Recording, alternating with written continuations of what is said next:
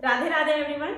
जन्माष्टमी को लेकर बहुत सारे सवाल आ रहे हैं कि जन्माष्टमी का व्रत कैसे करें, लड्डू गोपाल जी का जन्म करना है या नहीं करना है, प्राण प्रतिष्ठा करनी है या नहीं करनी है, निर्जला व्रत करना है या फिर फलाहार व्रत करना है, और व्रत हमें कब करना है। यानी जन्माष्टमी को लेकर बहुत सारे सवाल पूछे जा रहे हैं, लेकिन सभी के कमेंट्स का जवाब देना आज के दिन मेरे लिए पॉसिबल नहीं हो पा रहा है, क्योंकि मुझे भी जन्माष्टमी की तैयारियां करनी है और आपको तो पता है कि जन्माष्टमी की तैयारियों में बिल्कुल भी टाइम नहीं मिलता है। तो मैं सोच रही थी चलिए मैं अभी जो मेन जो क्वेश्चन है, जो जरूरी सवाल हैं, उनके जवाब मैं अभी आपको दे देती हूँ। तो सबसे पहले तो है कि जन्माष्टमी कब है। तो भाई सभी जगह 26 अगस्त के दिन जन्माष्टमी मनाई जाएगी। इस वर्ष यानी 2024 में जन्माष्टमी का पर्व 26 अगस्त दिन सोमवार को मनाया जाएगा। तो ये क्लियर हो गया है। अब जान लेते हैं कि जन्माष्टमी का व्रत कैसे करते हैं। तो देखिए, जन्माष्टमी का व्रत दो तरह से किया जाता है। कुछ लोग जन्माष्टमी का व्रत बिल्कुल निर्जला करते हैं, यानी पूरा दिन कुछ भी नहीं खाते पीते हैं। रात के टाइम पर जब भगवान श्री कृष्ण जी का जन्म हो जाता है, उस समय पर वो पूजा करके और उसके बाद चंद्रमा को अर्घ देते हैं और फिर फलाहार करते हैं। दूसरा जो तरीका है, उसमें आप नॉर्मल तरीके से जैसे व्रत करते हैं, यानी सिंपल व्रत कर सकते हैं। उसमें क्या है कि दिन में सुबह के समय पूजा करेंगे, पूजा करने के बाद चाय पानी पी सकते हैं। अगर आप नहीं रह पाते हैं तो फल भी खा सकते हैं। रात को जब भगवान श्री कृष्ण जी का जन्म हो जाएगा, उस टाइम पे भगवान श्री कृष्ण जी को पंचामृत से स्नान करा के उनका पूजन कराएं, झूला झुलाएं और उसके बाद चंद्रमा को अर्घ देके फलाहार करेंगे। हाँ, जन्माष्टमी के व्रत में फलाहार ही किया जाता है, चाहे आप सिंपल व्रत करें चाहे निर्जला व्रत करें। रात को 12 बजे के बाद जब आप व्रत खोलेंगे तो फलाहार ही करना होता है। अगर आप प्रेग्नेंट हैं या बीमार हैं तो फिर आप रात को जन्म के बाद एक टाइम पर अन्न ग्रहण कर सकते हैं। लेकिन नॉर्मली जो जन्माष्टमी का व्रत है, ये निर्जला व्रत किया जाता है। तो इस तरह से व्रत करना है, मैंने बता दिया है। सुबह नहा धो के लड्डू गोपाल जी का पूजन करेंगे। लड्डू गोपाल जी की सेवा नहीं करते हैं तो भगवान श्री कृष्ण जी की फोटो मूर्ति जो भी आपके पास स्वरूप है उनका पूजन करेंगे। पूजन करने के बाद अगर आप चाय पानी पीना चाहते हैं तो आप पी सकते हैं। अगर निर्जला व्रत करते हैं तो पूरा दिन फिर निर्जला रह जाइएगा। कुछ लोग एक टाइम पे पानी पी लेते हैं। तो जैसे भी आप संकल्प लें उस तरह से आप व्रत करें। अपनी हेल्थ को ध्यान में रखते हुए ही व्रत का संकल्प लें कि आपको किस तरह से व्रत करना है। रात को 12 बजे भगवान जी का पूजन करके उसके बाद चंद्रमा को अर्घ देके फिर हम व्रत का पालन करते हैं। फलाहार से हम व्रत खोल लेते हैं। इस तरह से जन्माष्टमी का व्रत किया जाता है। अब बहुत से लोग पूछ रहे हैं कि जन्माष्टमी के दिन लड्डू गोपाल जी का या भगवान श्री कृष्ण जी का जन्म कराना जरूरी है या नहीं है। देखिए, लड्डू गोपाल जी का जन्म हर जन्माष्टमी के दिन कराया जाता है और हम लोग घरों में ही नहीं करते हैं, मंदिरों में भी हर जन्माष्टमी के दिन लड्डू गोपाल जी का जन्म कराया जाता है। लड्डू गोपाल जी यानी भगवान श्री कृष्ण जी को पर्दे से ढक दिया जाता है और जब 12 बजते हैं तो पर्दे को हटा दिया जाता है। अगर आप खीरे में नहीं रखना चाहते हैं, कद्दू में नहीं रखना चाहते हैं, इतनी लंबी विधि आपसे नहीं होती है, सिंपल तरीके से आप जन्म कराना चाहते हैं, तो सिर्फ आप पर्दा लगा दीजिए लड्डू गोपाल जी को और फिर आप 12 बजेंगे जब, तब आप पर्दा हटा दीजिए, जन्म हो जाएगा। बहुत सरल सी प्रक्रिया है, ये हर साल की जाती है। लड्डू गोपाल जी की प्राण प्रतिष्ठा सिर्फ एक बार की जाती है। किसी भी विग्रह की प्राण प्रतिष्ठा सिर्फ एक बार की जाती है।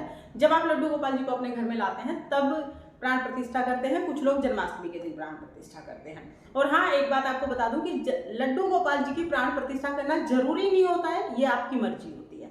जब लड्डू गोपाल जी आपके घर आते हैं तो वो प्राण प्रतिष्ठित अपने आप हो जाते हैं। तो इसलिए लड्डू गोपाल जी की जो प्राण प्रतिष्ठा है वो अनिवार्य नहीं है। बाकी बहुत से लोग करना चाहते हैं तो कर सकते हैं। सवाल पूछा जा रहा है कि मेरे पास 2 लड्डू गोपाल हैं, 3 लड्डू गोपाल हैं या मतलब ज्यादा लड्डू गोपाल हैं, तो क्या हमें सभी का जन्म कराना होगा। आप एक लड्डू गोपाल जी का जन्म करा सकते हैं। अगर आप खीरे वगैरह में रखते हैं तो एक लड्डू गोपाल जी का जन्म करा दीजिए। और अगर आप सिंपल तरीके से पर्दा डाल देते हैं तो फिर आप सब पे पर्दा डाल सकते हैं। वैसे एक का जन्म कराना जरूरी है। जो आपके घर पे लड्डू गोपाल जी हैं उनमें जो सबसे छोटे हैं उनका जन्म आप करा दीजिएगा। इसके बाद बहुत से लोग पूछ रहे थे कि लड्डू गोपाल जी का झूले में बैठे बैठे ही पूजन कर सकते हैं क्या। रात को जब जन्म होगा उसके बाद झूले में बिठा के पूजन कर सकते हैं क्या।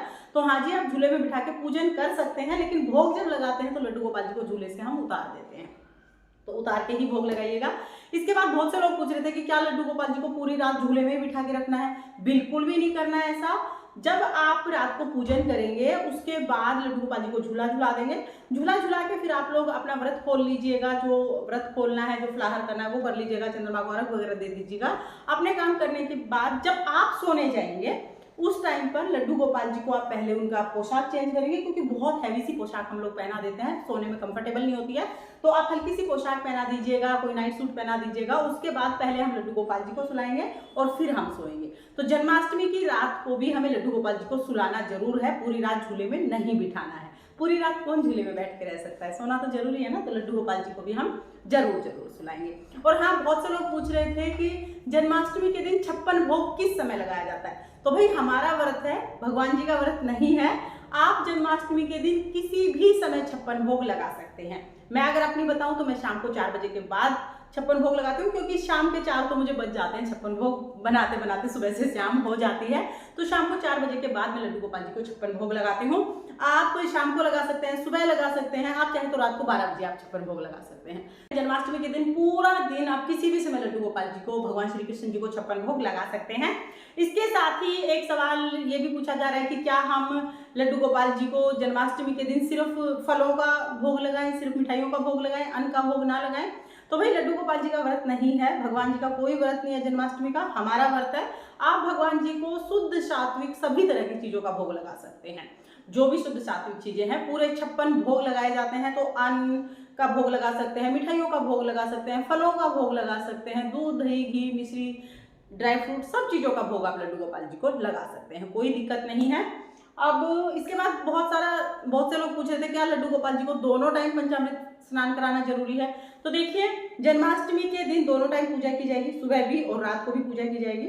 तो आप एक बार पंचामृत स्नान जरूर कराएं, क्योंकि इनका बर्थडे है, जन्म दिवस है, बहुत महत्वपूर्ण दिन है भगवान श्री कृष्ण जी के लिए। तो उनको एक बार आप पंचामृत, दूध, दही, घी, शहद, शक्कर, इन पांचों को मिला के एक बार स्नान जरूर कराएं। हो सके तो दोनों बार करा दें, सुबह भी जन्माष्टमी है, सुबह भी आप पंचामृत स्नान करा दें, और रात को 12 बजे जब जन्म हो जाएगा उसके बाद तो कराना ही है। तो आप चाहें तो एक बार आप जन्माष्टमी पे पंचामृत स्नान करा दें, या आप चाहें तो 2 बार भी आप करा सकते हैं। वैसे आपकी मर्जी है, आप देख लेना जैसा आपके पास टाइम हो। और इसके बाद सवाल आ रहे थे कि क्या लड्डू गोपाल जी की 2 पोशाक हम लेके आए, 2 पोशाक हमें पहनानी है। तो जी बिल्कुल, आपको जन्माष्टमी के दिन अपने लड्डू गोपाल जी को 2 पोशाक आप लेके आए। आप अगर 2 नहीं भी ला पा रहे हैं तो एक पोशाक नहीं ले आए, दूसरी पोशाक जो आपके पास रखी हुई है उसको साफ करके वो पहना दें। रात को जब जन्म होगा तब आपको नई पोशाक पहनानी जरूरी है। और वैसे भी भगवान श्री कृष्ण जी का जो श्रृंगार होता है ना, वो घर में वैभव का प्रतीक होता है, और उससे धन वैभव बना रहता है। तो अच्छे से अच्छा श्रृंगार कीजिए अपने लड्डू गोपाल जी का, ताकि उनकी कृपा बनी रहे और घर में धन बरसता रहे। और एक सवाल आ रहा है कि हमें 26 तारीख की रात को पूजा करनी है या 25 तारीख की रात को पूजा करनी है। तो भाई हमें जन्माष्टमी के दिन पूजा करनी है, 26 तारीख की रात को। सभी मंदिरों में तभी पूजा की जाएगी, आपको भी तभी पूजा करनी है। और मैं आपको एक बार फिर बता देती हूँ कि इस वर्ष यानी 2024 में जन्माष्टमी का पर्व 26 अगस्त दिन सोमवार को मनाया जाएगा। तो आई थिंक आपके सारे डाउट्स क्लियर हो गए होंगे, लेकिन फिर भी अगर कोई डाउट है तो आप कमेंट करके पूछ लेना, मैं रिप्लाई करने की पूरी कोशिश करूंगी। लेकिन फिलहाल मैं भी बहुत बिजी हूँ, तो अगर कोई कमेंट छूट भी जाता है तो उसके लिए मैं पहले से ही माफ़ी मांग लेती हूँ। तो भाई ये थी जन्माष्टमी के व्रत से संबंधित कुछ जानकारी। आपको जानकारी कैसी लगी कमेंट करके जरूर बताना। और अगर ये वीडियो आपको पसंद आया हो, वीडियो आपके लिए थोड़ा बहुत भी यूजफुल हो, तो प्लीज़ वीडियो को लाइक कर देना। और हम महिलाएं घर में तीज त्योहार कैसे करते हैं ये देखने के लिए मेरे चैनल को सब्सक्राइब कर लेना। फिर मिलते हैं किसी और वीडियो में, तब तक के लिए जय श्री कृष्णा, राधे।